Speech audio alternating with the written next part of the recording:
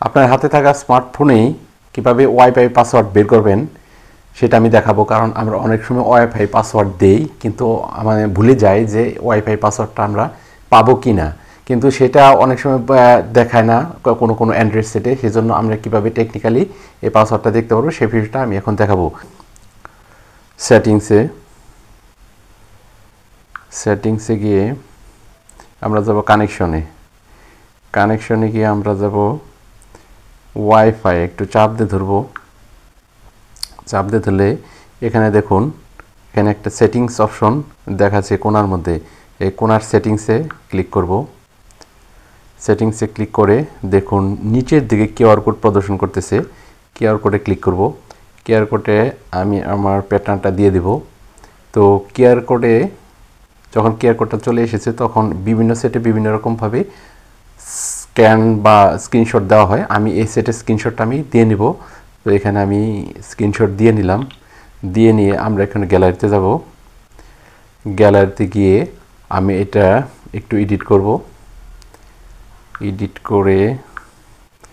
করে শুধু আমি কিউআর কোডটাই রাখবো, বাকি টোটালি এইটুকু তো আমরা সবাই পারি। তো ছবির মতো এডিট করলাম। আমি সেভে ক্লিক করব। ক্লিক করে আমি এখন বেরিয়ে যাব। বেরিয়ে গিয়ে আমি গুগল প্লে স্টোরে ঢুকবো। গুগল প্লে স্টোরে গিয়ে আমি সার্চ বারে লিখব কিউআর কোড স্ক্যানার। আমি একটা কিউআর কোড স্ক্যানার এখান থেকে নিব। তো কিউআর কোড স্ক্যানার উপরে শো করতেছে। তো উপরের যে কিউআর কোড স্ক্যানার এটাতে আমি ক্লিক করব। ক্লিক করার সাথে সাথে দেখুন এখানে কিউআর কোড স্ক্যানার, যেহেতু আমি এটা ইনস্টল করা আছে সেহেতু এটাকে ওপেন শো করতেছে। তো আমি এই কিউআর কোড স্ক্যানারটা ওপেন করব। স্ক্যানারটা ওপেন করতেছি। ওপেন করে দেখুন উপরের দিকে ইমেজ শো করতেছে, ইমেজের মতো একটা বক্স, সেই বক্সে ক্লিক করব। ক্লিক করে আমি গ্যালারি থেকে ছবিটা নিব। জাস্ট ওয়ান্সে ক্লিক করব।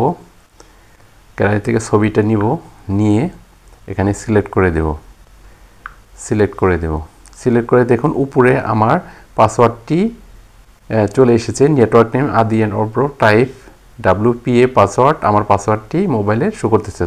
তো এইভাবে এই টেকনিকে কিন্তু প্রিয় বন্ধুরা আপনারা আপনার মোবাইলের ওয়াইফাইয়ের পাসওয়ার্ড যদি হারিয়ে যায় বা মনে না থাকে, তো এইভাবে আপনি স্ক্যানারের কিউআর কোডগুলো স্ক্যানশট দিয়ে আপনি এই পাসওয়ার্ডটা বের করতে পারবেন। তো আমার ভিডিও যদি ভালো লাগে লাইক কমেন্ট শেয়ার করে